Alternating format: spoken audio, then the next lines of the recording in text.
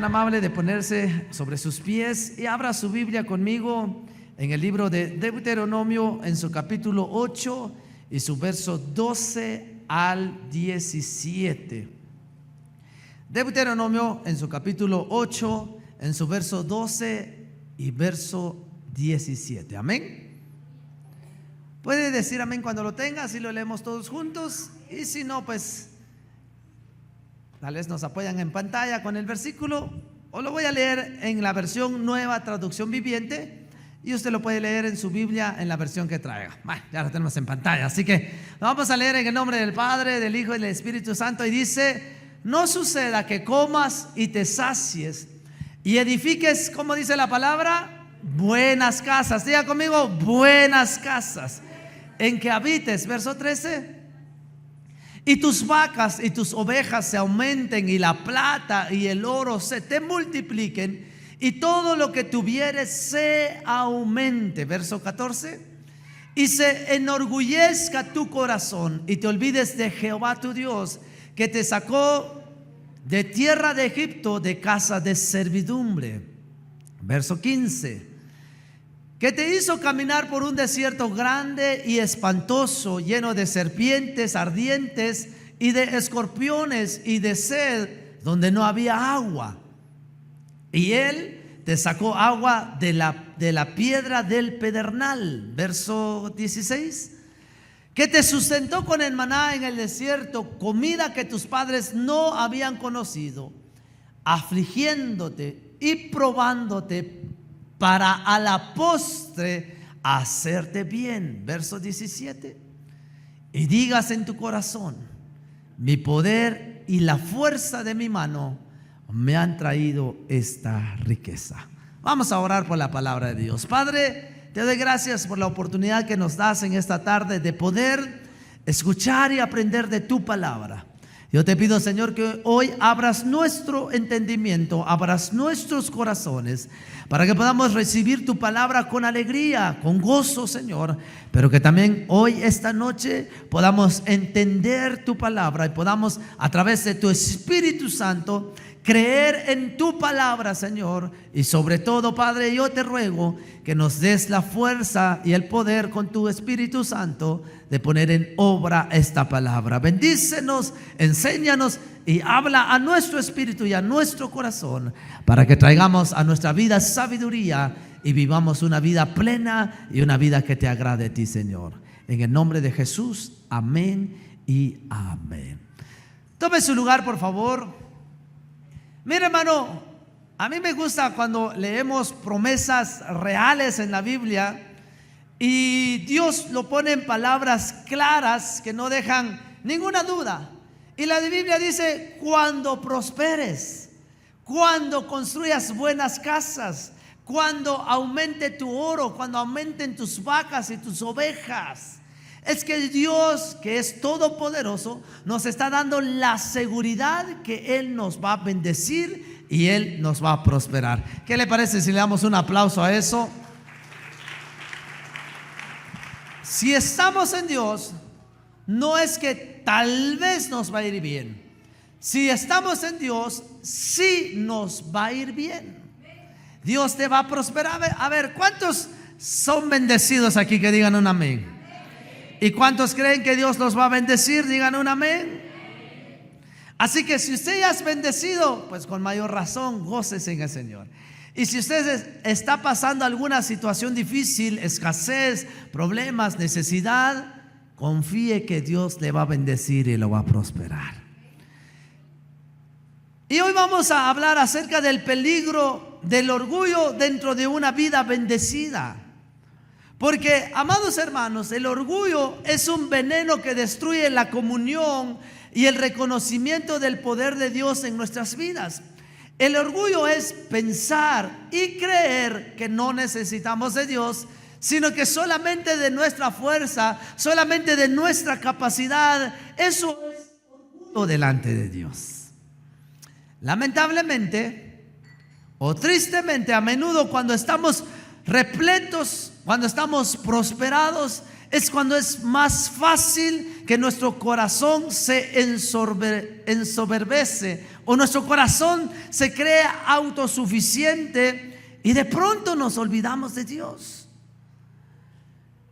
Y por eso es que aquí Moisés da instrucciones al pueblo de Israel y a nosotros, el pueblo de Dios, nuestro deber en una situación próspera, que siempre recordemos a nuestro benefactor, que es Dios, y que siempre debemos dar gracias a Dios en todas las cosas. Amado hermano, Dios te va a bendecir, y si estamos aquí y seguimos a Cristo, es porque Dios nos ha bendecido. Es porque Dios nos ha dado oportunidades para, no sé, tener un mejor empleo, para hacer un negocio, para tener un mejor salario, para tener salud. ¿Cuántos aquí están agradecidos por la salud que Dios les ha dado? Y esas son bendiciones de Dios. Y debemos aprender que cuando más cómodos, más prósperos estamos, es cuando más debemos cuidarnos que el orgullo no entre a nuestro corazón. Porque la Biblia dice que el que se enaltece será humillado. Diga conmigo, el que se enaltece será humillado. Pero repita fuerte conmigo, pero el que se humilla será enaltecido.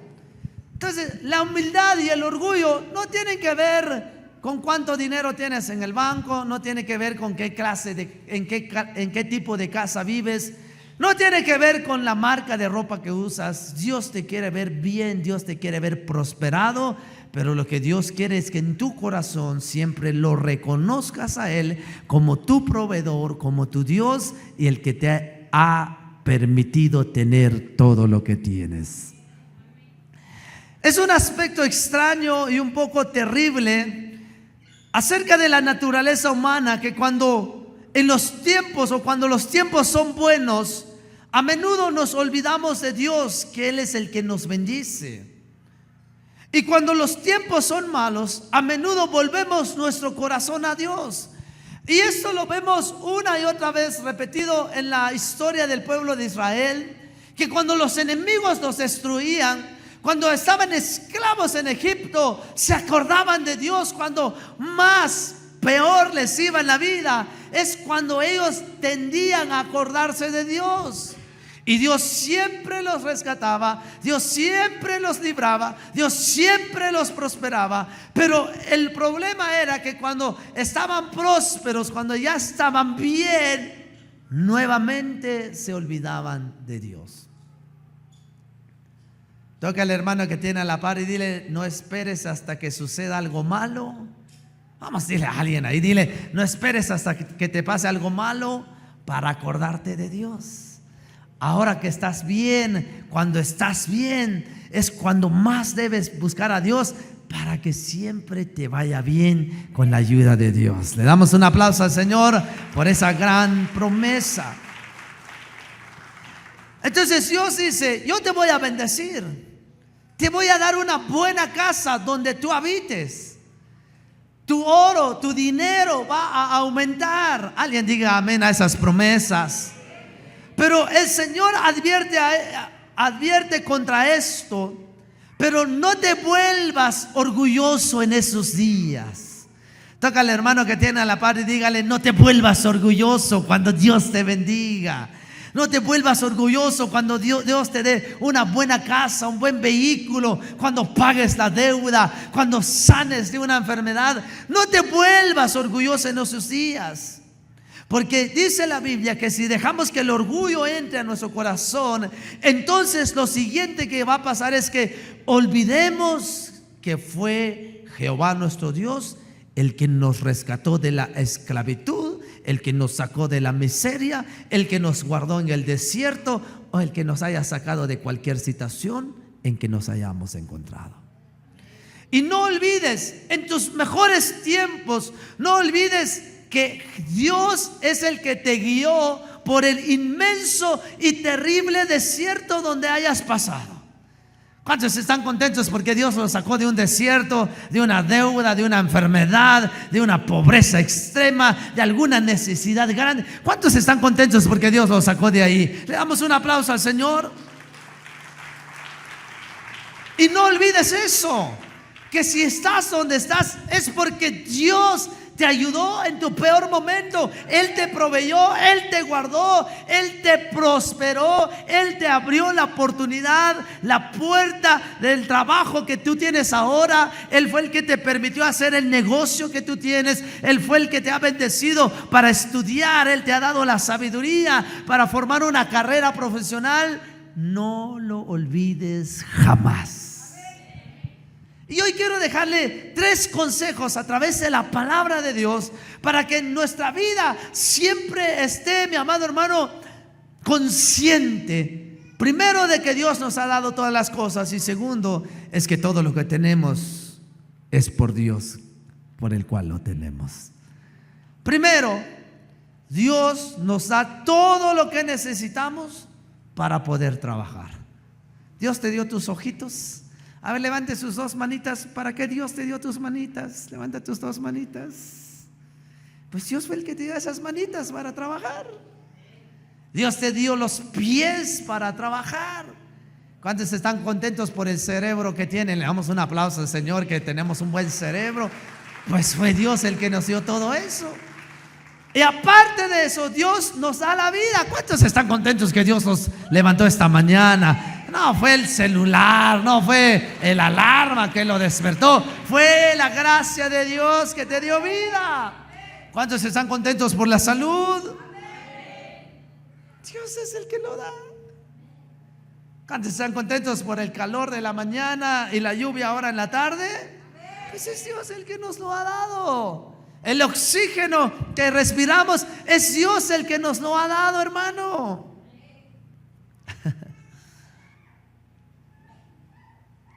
Pero aparte de que Él nos da todo lo necesario para trabajar, Él es el que hace prosperar el trabajo de nuestras manos. ¿Alguna vez usted se ha levantado enfermo y usted tal vez ha dicho: pero si ayer yo estaba bien, especialmente del estómago? ¿No? Que uno dice: pero si ayer me acosté bien, yo estaba bien, pero ¿saber qué me pasó? Yo siento que no voy a poder ir a trabajar. ¿Alguna vez le ha pasado? Pues ahí nos damos cuenta que nuestra salud es muy vulnerable. No son tus vitaminas, hermano, no es tu ensalada de espinaca. No es lo que te mantiene fuerte. No es la adrenalina, no lo deberías tomar, pero no es el Raptor. No es lo que te mantiene fuerte, sino que es la gracia de Dios sobre tu vida, que te da la salud para que puedas trabajar. Démosle fuerte ese aplauso al Señor, porque mire, siempre hemos escuchado esa frase por ahí que dice que lo más importante es la salud. Porque mire, sin salud usted, ¿qué puede hacer sin salud, pues? Pero Dios es el que nos da la salud. Vaya conmigo a Deuteronomio, ahí mismo en el verso 8, pero ahora en el versículo 18, Deuteronomio 8:18, y dice la palabra del Señor. Le voy a leer en la Nueva Traducción Viviente. Me gusta un poco más la composición gramática que tiene la Nueva Traducción Viviente. Y dice: acuérdate del Señor tu Dios. Él es quien te da las fuerzas para obtener riquezas. Diga conmigo: Dios. Así va fuerte conmigo esta tarde. Dios es el que me da las fuerzas para obtener las riquezas. Aquí en la Reina Valera dice: porque Él te da el poder para hacer las riquezas. Amado hermano, todo lo que somos capaces de hacer en el trabajo, en el negocio, en su oficina, es Dios el que te da la fuerza, es Dios el que te da la capacidad de poder hacerlo. Entonces, no solamente Dios nos da lo necesario para que podamos trabajar, como nuestra salud, nuestra fuerza, nuestra energía, sino que también Él nos da la fuerza o el poder para hacer las riquezas.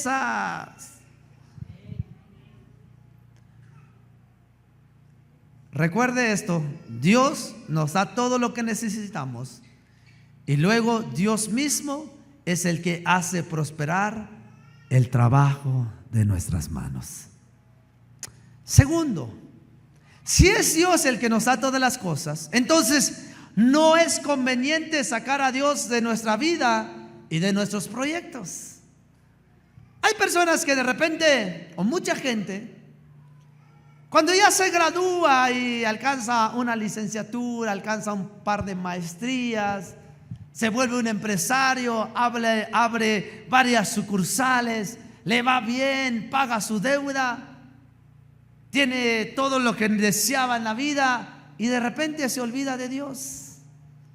De repente saca a Dios de sus proyectos y ya no ora, ya no busca al Señor, ya no sirve en la obra del Señor, sino que empieza a confiar ya en su capacidad y en sus recursos. Y eso no es bueno, porque en las épocas de abundancia, con frecuencia nos acreditamos nuestra prosperidad y nos volvemos orgullosos de que nuestro arduo trabajo e inteligencia nos hayan enriquecido. Y eso es un gran peligro para nosotros, porque esa actitud, si sacamos a Dios de nuestra vida, de nuestros proyectos, esa decisión nos va a llevar a la destrucción. ¿A dónde nos va a llevar esa decisión? A la destrucción. Porque dice que Dios da, pero Dios también puede quitar.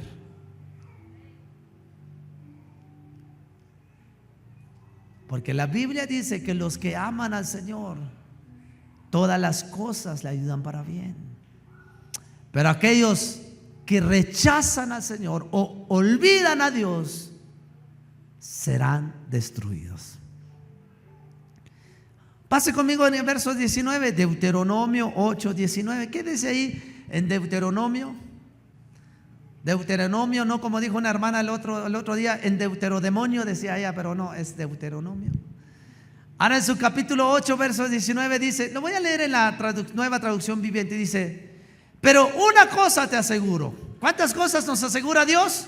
Una cosa: si alguna vez te olvidas del Señor tu Dios y sigues a otros dioses y les rindes culto y te inclinas ante ello, escucha lo que dice la Biblia: sin duda serás destruido, que de cierto pereceréis.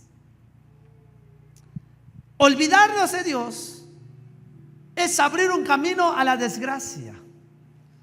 Olvidarnos de Dios es abrir un camino a la destrucción, a perecer. Por lo tanto, pon a Dios primero. Toca al hermano de la par, tócalo, vamos, despiértelo un poquito, dígale: pon a Dios primero.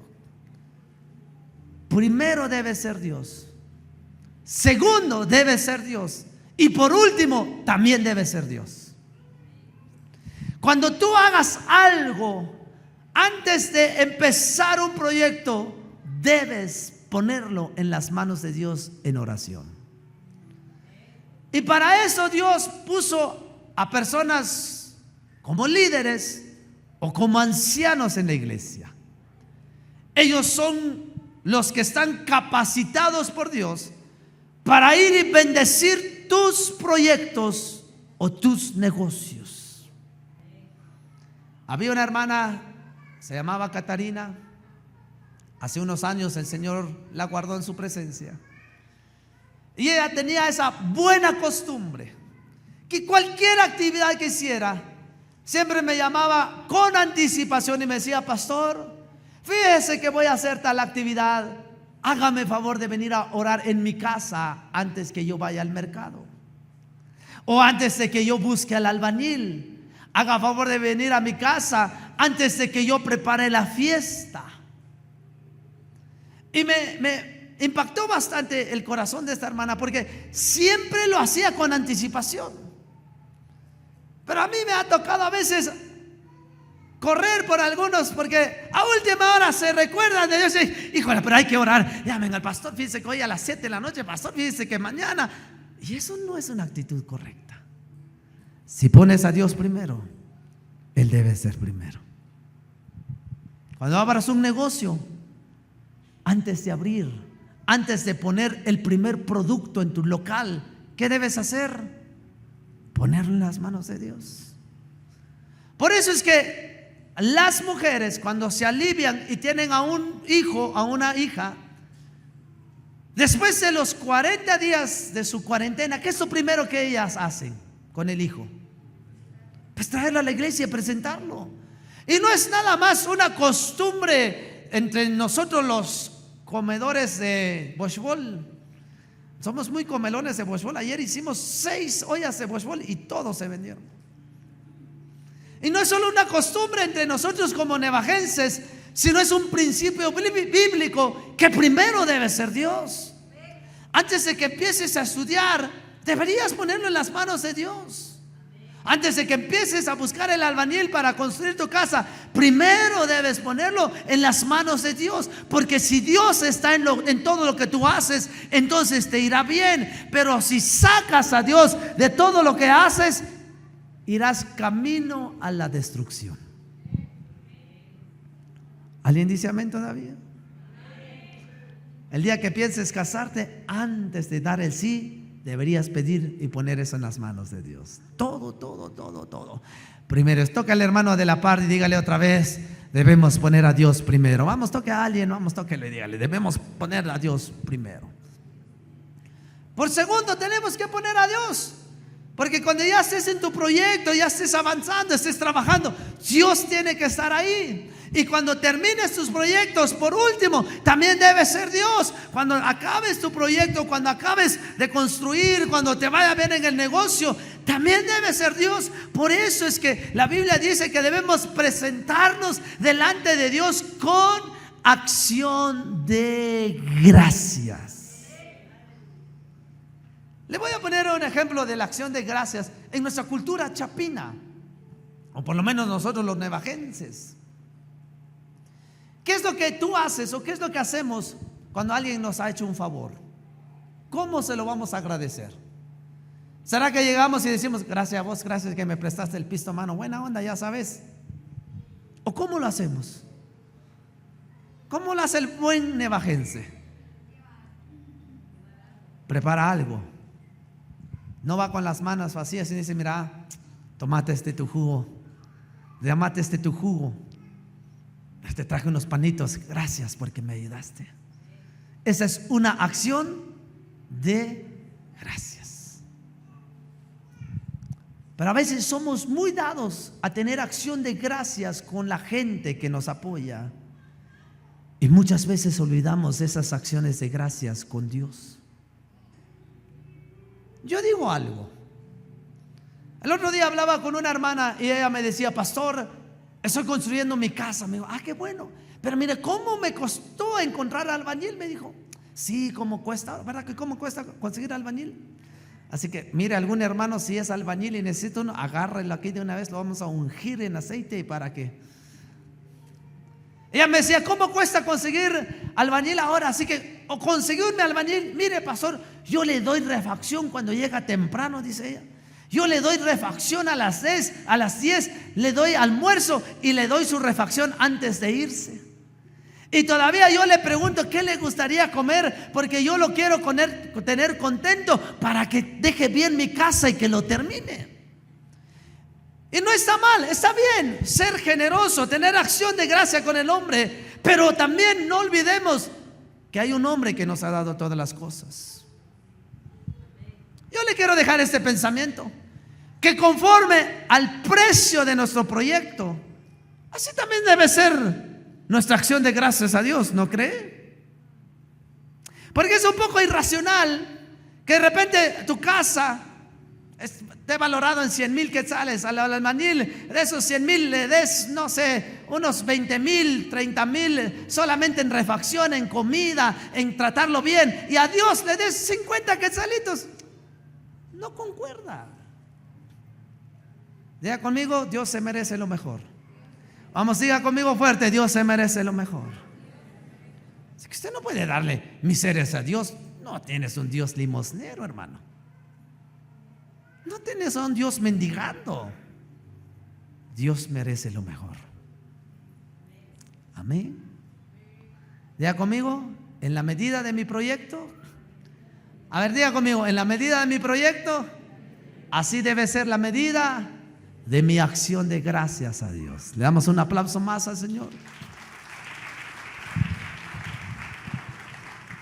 Tercero, hermano, y por último, es que Dios es nuestro mayor accionista. ¿Usted qué haría o cómo se imagina? Que alguien venga y le diga, mira, yo tengo 1,000,000 de quetzales. Póngame atención aquí. Yo tengo 1,000,000 de quetzales. Te lo voy a dar para que tú lo trabajes y generes ganancias con eso. ¿Cómo sería la exigencia de esa persona? ¿Te daría a ti la mayor parte o te daría a ti la menor parte si el dinero es de él? La condición humana dice, yo te doy ese dinero, trabájalo. Y un pequeño porcentaje va a ser tuyo por trabajarlo. Y el más grande porcentaje, por ser mi dinero, va a ser para mí. ¿Sí o no? ¿Así lo haría usted o solo yo lo haría así? Pero viene Dios y te da todo. El recurso, la capacidad, la fuerza, el poder para hacer las riquezas. Y te dice, mira, yo te doy todo, administralo. Y a mí me das una pequeña parte. Y el resto será tuyo. ¿Cuántos creen que lo que tenemos es de Dios? La casa donde tú vives es de Dios. La Biblia dice que de Jehová es la tierra y su plenitud, que de Jehová es todo lo que hay en la tierra. Entonces Dios te ha entregado a ti una parte, poco o mucho, pero de esa parte que Él puso en tus manos, Él es el dueño. Y Él te dice, administra esto, trabaja esto, y de todo lo que tú ganes, una parte pequeña va a ser para mí y el resto va a ser tuyo. Y a veces es fácil mantenerse ocupado en la acumulación y en la administración de riquezas, que muchas veces echamos a Dios en nuestras vidas, que muchas veces nos empezamos a olvidar de Dios y empezamos a pensar o a creer que lo que hacemos es de nosotros. No, este es mi pisto, este es mi salario, este es mi negocio. Como decimos algunas veces, no, si esto me ha costado el sudor de mi frente. Pues es cierto, pero el que te lo ha dado tiene un nombre.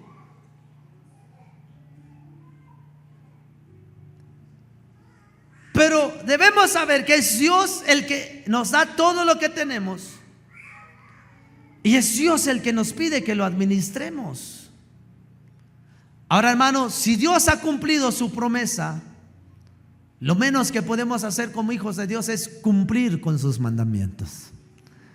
Repita conmigo esta noche, levante su mano derecha, diga conmigo, si Dios me ha cumplido, lo menos que puedo hacer es cumplir con sus mandamientos.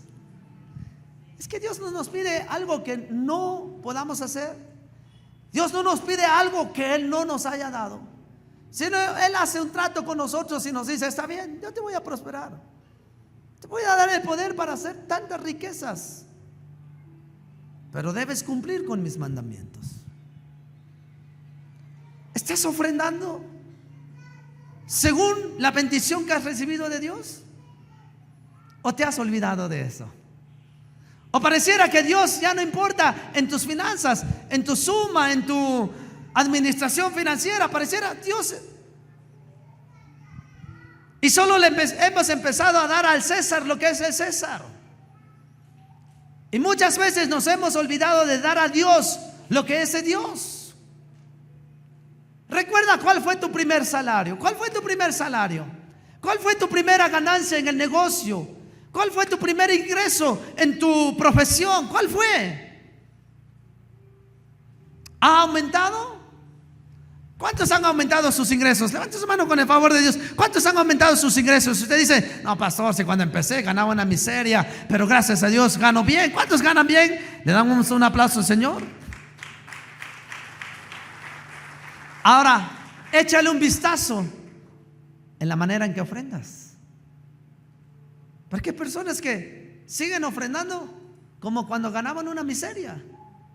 Y ahora que tienen prestación de ley y tienen otros beneficios y ganan una mejor cantidad de dinero, sus ofrendas siguen siendo miserables como su primer salario. Y eso no está bien.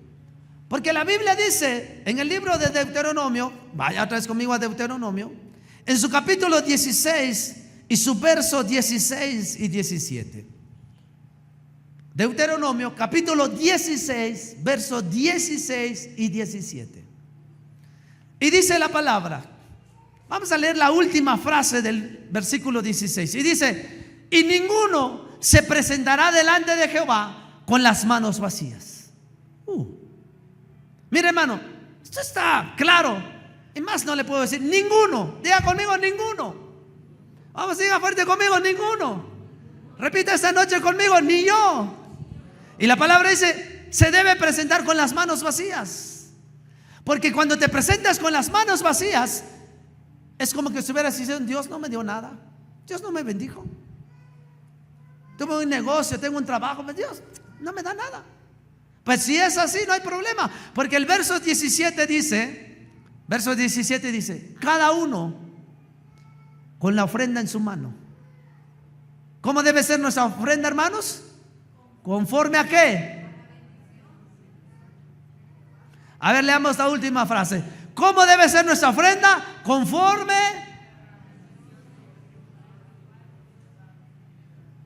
O sea que si tu primer salario fueron 500 quetzales, pues tu ofrenda debería ser por un salario de 500. Pero si ahora ganas 3,000, 5,000, ¿cómo debe ser tu ofrenda? Según cómo Jehová tu Dios te ha bendecido. ¿Estamos bien en esta área? ¿O debemos ponerle más atención en esta área? ¿Qué pasa cuando tienes una casa más grande? ¿Cuántos vivieron en un cuartito chiquito? ¿Cuántos vinieron alguna vez en un cuarto chiquito, en una casa chiquita? Con la pastora nos fuimos a vivir en un sótano, era un cuartito, hermano, que medio dábamos un par de escobazos y ya estaba limpio, un par de trapeo y ya estaba trapeado. Pero luego vivimos en una casa con 2, 3 cuartos y necesitaba más asistir, necesitaba más escobazos. La obra del Señor es igual. Entre más crecemos, más gastos tenemos. Pero entre más Dios nos bendice, también debemos ofrendar conforme a la medida de la bendición hacia nosotros. Toca al hermano que tienes a la par y dile, Dios no te pide algo que no te haya dado. Él solamente nos pide que seamos generosos con nuestro Dios. ¿Estás diezmando lo suficiente? ¿Estás diezmando bien? Porque el diezmo está cabal y claro para todos, hermanos. O sea, no hay que ir a la universidad para entender el diezmo. El diezmo es el 10% de lo que ganamos. O sea, 10 quetzales de cada 100 quetzales que ganamos.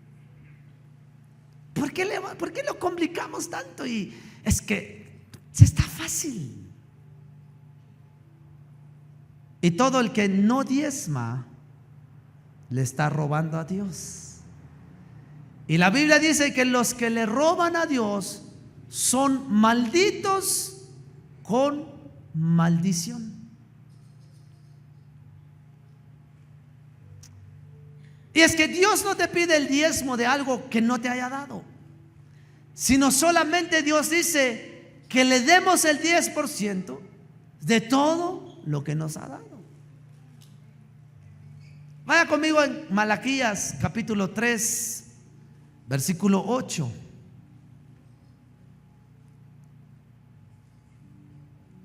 Malaquías capítulo 3, verso 8 al 10. Y dice, ¿robará el hombre a Dios?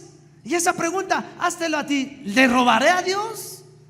Y la gente dice que dijo, Señor, ¿pero en qué te hemos robado? Y Dios responde, en que en vuestros diezmos y vuestras ofrendas. Yo creo que son de las pocas cosas que podemos robarle a Dios: nuestros diezmos y nuestras ofrendas. Verso 9. Y el verso 9 dice: malditos sois con maldición, porque vosotros, la nación toda, me habéis robado. Verso 10. Ahora, eso es lo que Dios nos dice: traed todos los diezmos al alfolí y haya alimento en mi casa. Y probadme en esto ahora, dice Jehová de los ejércitos, si no os abriré las ventanas de los cielos y derramaré sobre vosotros bendición. ¿Hasta qué? ¿Cuántos quieren recibir bendiciones hasta que sobreabunde? Cumpla con sus diezmos. Mire, hermano, a veces pensamos que al retener nuestro diezmo estamos quedándonos con un ingreso extra, un dinero que nos va a servir para algo más. Pero ese es un engaño y una mentira en nuestra mente, porque al quedarnos con lo que no es nuestro, estamos robando, y al robarle a Dios estamos trayendo maldición con maldición sobre nosotros y sobre nuestra familia.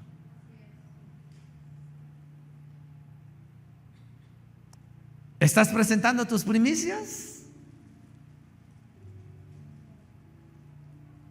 Porque yo le quiero recordar esa noche que la palabra dice que las primeras crías de los animales es de Dios y hay que presentárselo a Él. Hagamos un pequeño recordatorio, refresquemos un poco la mente. ¿Qué animales tenemos nosotros aquí en Neva? Porque en la Biblia dice tus camellos, tus bueyes, pero aquí yo creo que no hay camellos. Pero ¿qué animales tenemos? Conejos, patos, gallinas, ovejas, perros, ratones. Bueno, esos no son nuestros, esos se meten solitos, esos no hay que darles primicia porque esos son independientes. Pero todo lo demás que nosotros criamos, debemos presentar nuestra primicia a Dios. Y tal vez usted dice: pastor, si yo ni tengo ni siquiera una pulga en mi casa, está bien.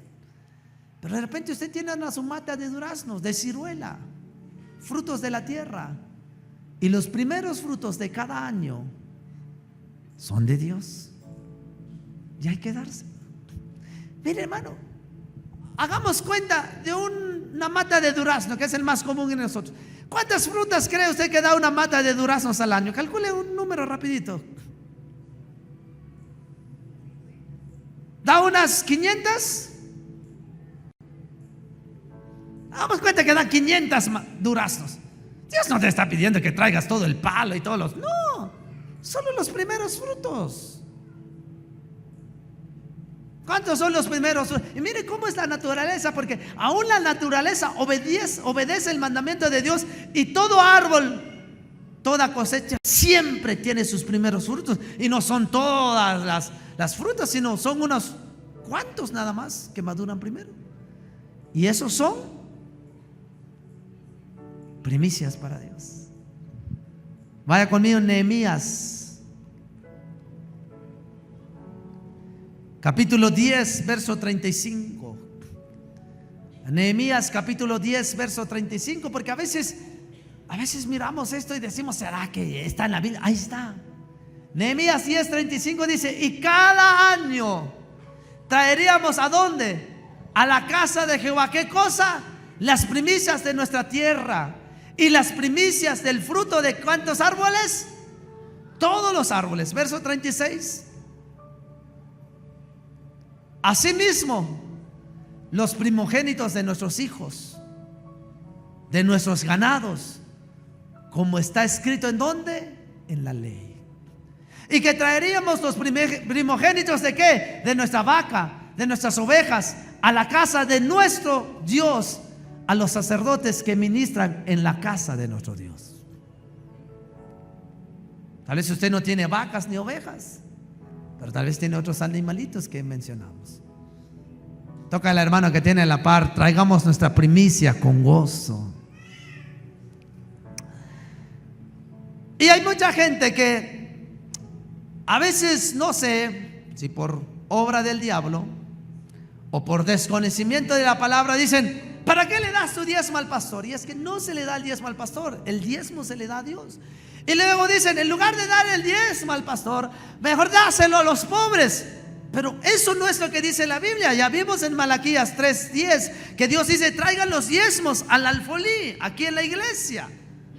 Ahora bien, los diezmos no es para los pobres, pero es nuestra responsabilidad ayudar a los pobres, a los huérfanos, a las viudas, a los desamparados y a los extranjeros que no tienen nada entre nosotros. Y en Proverbios capítulo 19, en su versículo 17, la palabra dice: a Jehová presta el que da al pobre, y el bien que ha hecho se le volverá a pagar.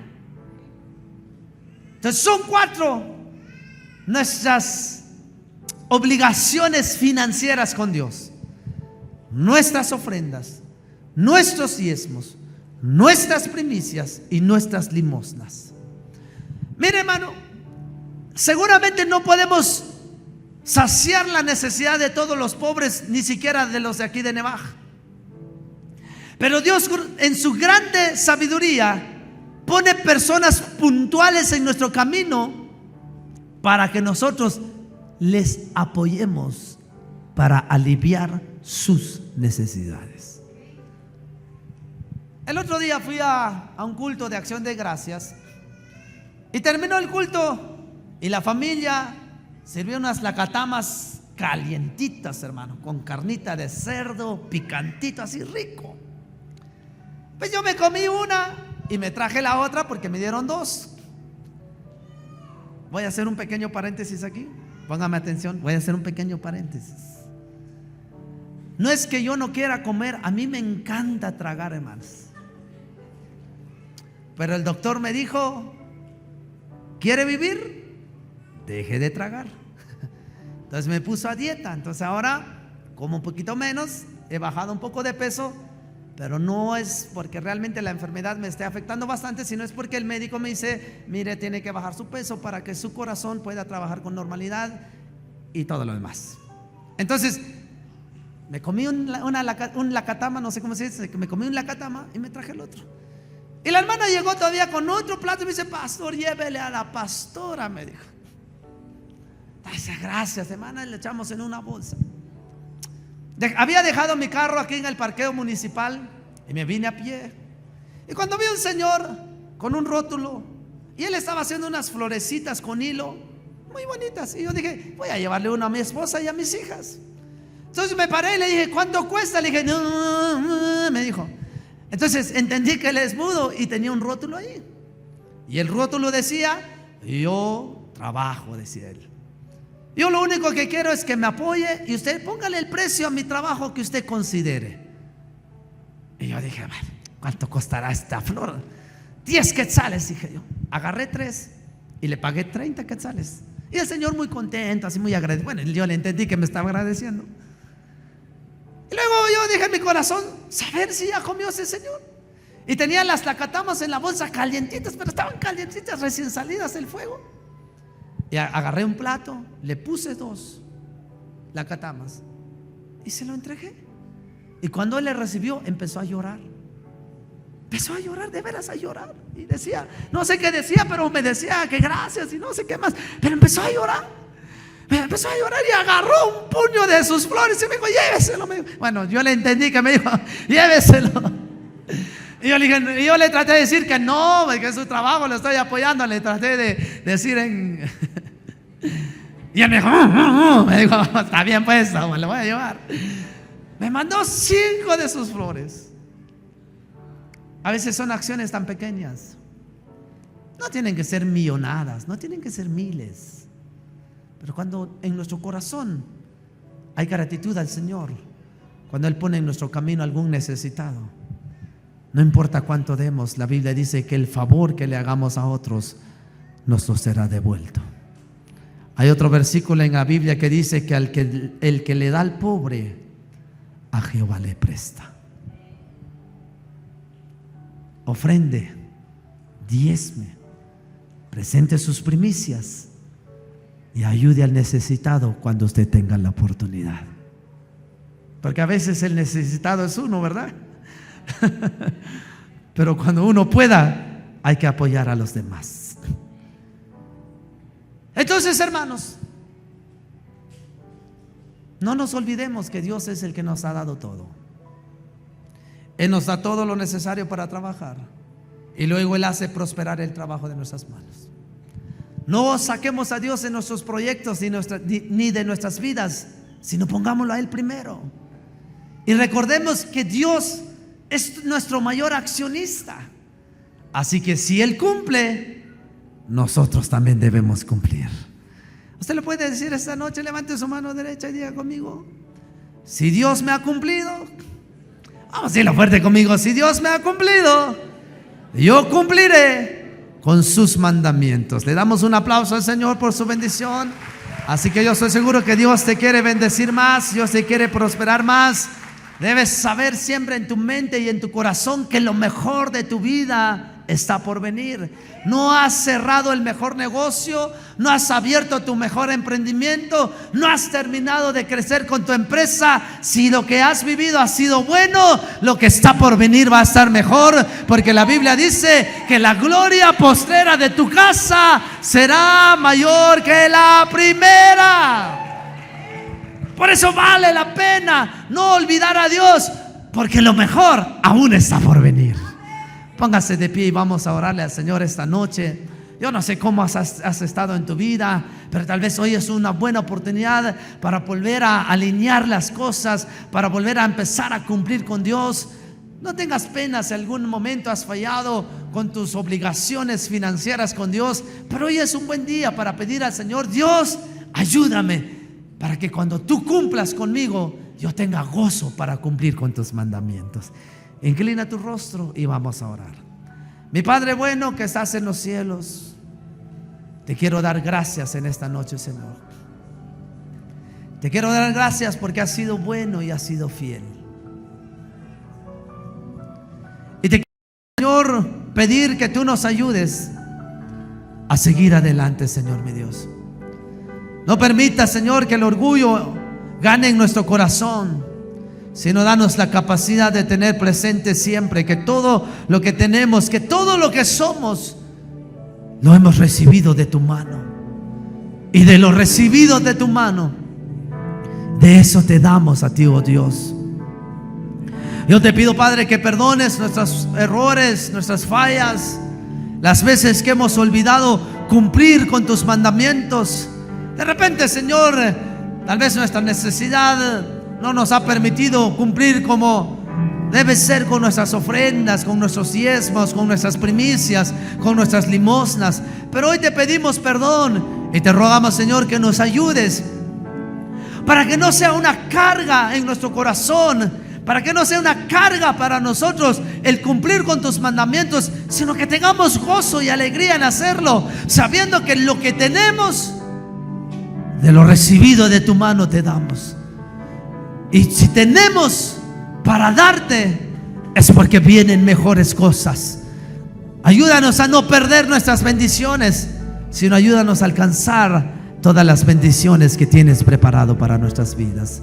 En el nombre del Padre, del Hijo y del Espíritu Santo.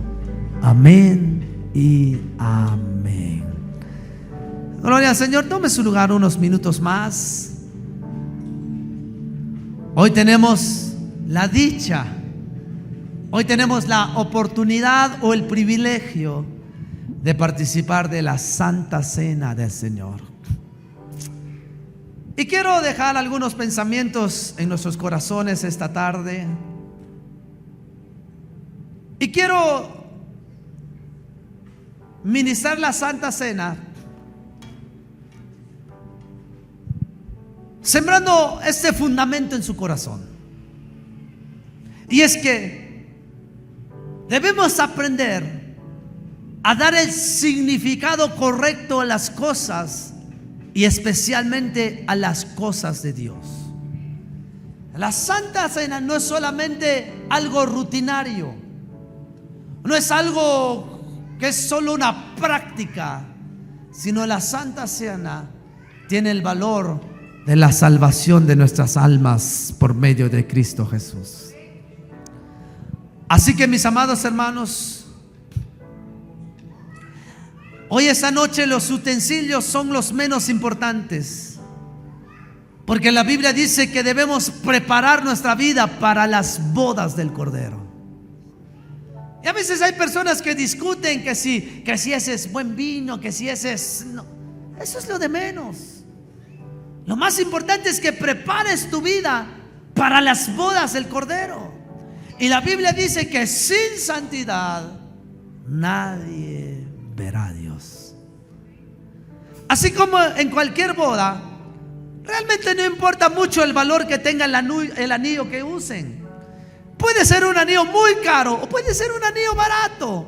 No es lo más importante. Lo más importante es el compromiso que la pareja hace delante de Dios. Dios espera lo mismo de nosotros. Aquí en la mesa puede haber un jugo caro o barato. No importa si lo que tenemos en la copa es caro, fino o sencillo, pero el significado y el valor de lo que celebramos con la Santa Cena nunca debe cambiar. Póngame atención a esto. Si usted va a la corte ante un juez, en la corte, dentro de la sala, se exige solemnidad y respeto a lo que se hace ahí. No sé si usted ha ido alguna vez a una corte, pero realmente, como pasa en las películas, los jueces tienen ahí su martillito y ellos lo golpean para exigir orden y silencio en la sala. Y aquí usted no está delante de un juez terrenal, sino aquí estamos delante del Todopoderoso del universo. En Primera de Corintios capítulo 10 y su verso 14 dice: por tanto, amados míos, huyan de la idolatría.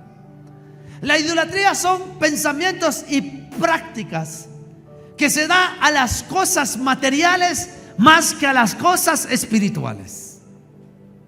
La idolatría es tener una imagen a la que se le rinde más respeto y más ofrenda que al Dios que está en los cielos. Y acá debemos sacar de nuestra mente toda idolatría. Y es que no es la copa, no es el pan. Eso solo es un símbolo de lo que creemos. Lo más importante es que aquí todos hemos sido lavados por la sangre de Cristo, y nuestra culpa y nuestro pecado fue pagado por el cuerpo de Cristo que fue molido en la cruz del Calvario. Por eso, hermano, no importa qué marca sea lo que tengamos en la mesa, sino importa más la razón del por qué está puesta la mesa. Y a veces hay mucha gente que se le olvida eso y lo toma como que fuera cualquier rutina, cualquier práctica. No, es que estamos recordando la obra que Cristo Jesús hizo en la cruz del Calvario. Y luego dice el apóstol: como a sensatos os hablo, o sea, a gente entendida, a personas que tienen entendimiento, juzguen lo que les digo. La copa de bendición que bendecimos no es la comunión de la sangre de Cristo. El pan que partimos no es la comunión del cuerpo de Cristo. Mire, hermano, la copa que le vamos a dar, le voy a ser sincero, es una copa desechable. Pero lo que significa esa copa es el pacto de la sangre de Cristo para la redención de nuestros pecados. El pan que le vamos a dar, usted lo puede encontrar en alguna panadería, pero lo que significa ese pan es la comunión del cuerpo de Cristo en nosotros. La Biblia dice que por sus llagas fuimos nosotros sanados.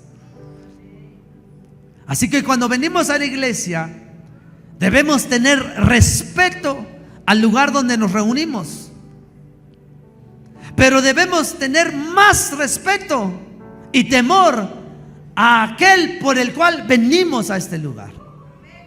Usted puede cuidar su butaca y eso es bueno y lo debe hacer, pero más respeto y temor debemos tener a Dios, que es la razón por la que venimos en este lugar. En el cine lo regañan si hace bulla, ¿sí o no? ¿Sí? Hay lugares donde nos sacan si estamos va de molestar, dicen: ¿sabe qué? Vaya allá afuera. Y aquí no hay necesidad de que pongamos a los diáconos o a alguna persona a decirle: cállese, hermano, no esté saliendo. No, pero aquí usted debe saber en su corazón que más que el lugar, debemos tener respeto y temor al Dios, porque es la razón por la cual existe este lugar. Así que Proverbios 8:13 dice que el temor de Jehová es aborrecer el mal, la soberbia y la arrogancia, el mal camino y la boca perversa aborrezco yo, dice el Señor. Cuando estemos en la casa de Dios, comportémonos, humillémonos delante de Dios, no seamos soberbios. Pero el verso 13 dice: los que obedecen a Dios aborrecen la maldad. Y la Biblia dice: yo aborrezco a la gente que es orgullosa y presumida, que nunca dice la verdad ni vive como es debido. Hermanos, los cultos no son un show. Los cultos no solo son un espectáculo para entretener, porque la palabra de Dios dice que Jesús quiere que su casa sea una casa de oración. Diga conmigo: la casa de Dios debe ser una casa de oración. Y eso lo hacemos cada uno de nosotros, desde el más pequeño, desde el niño de 4 o 5 años hasta el más anciano entre nosotros. Jeremías 24:7 dice: cambiaré su manera de ser y de pensar, para que me reconozca como su Dios y me obedezca en todo. Dios está aquí. ¿Cuántos creen que Dios está aquí? Y Dios quiere cambiar nuestra manera de pensar y nuestra manera de ser, para que podamos obedecerlo a Él y reconocerlo a Él como nuestro Dios. ¿Cuántos creen que tienen un Dios bueno, un Dios misericordioso? La Biblia dice que Él es un Dios tardo para la ira, pero grande en misericordia. Dios no quiere que ninguno de los que estamos aquí se pierda, pero la decisión está en cada uno de nosotros y depende de qué hacemos al estar en este lugar.